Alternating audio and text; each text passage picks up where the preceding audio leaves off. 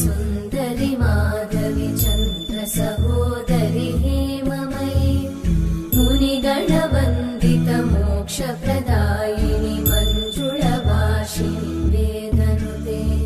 पङ्कजवासिनि देव सुपूजित सद्गुणवर्षिणि शान्तियुते जय जय हे मधुसूदन कामिनि आदिलक्ष्मि जय पालय माम्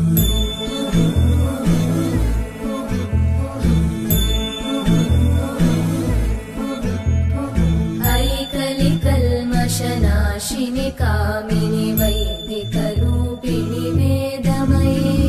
क्षीरसमुद्भव मङ्गलरूपिणि मन्त्रनिवासिनि मन्त्रनुते मङ्गलदायिनि अम्बुजवासिनि देवगणाश्रितपादयुते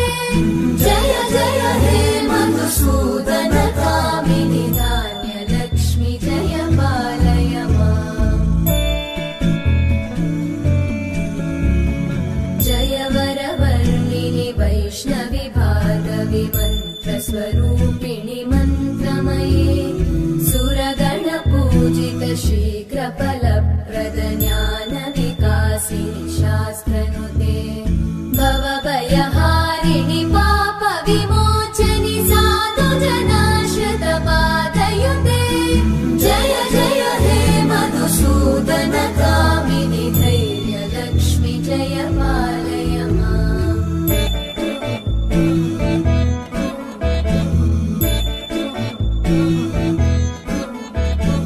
जय जय दुर्गतिनाशिनि कामिनि सर्वफलप्रद शास्त्रमये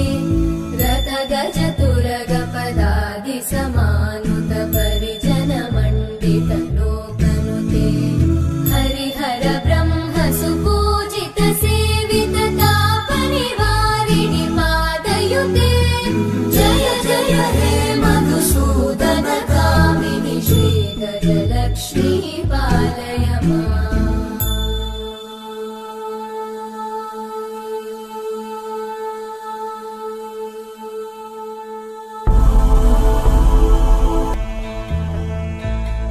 ऐकगवाहिनि मोहिनि चक्रिणि रागविवर्धिनि ज्ञानमये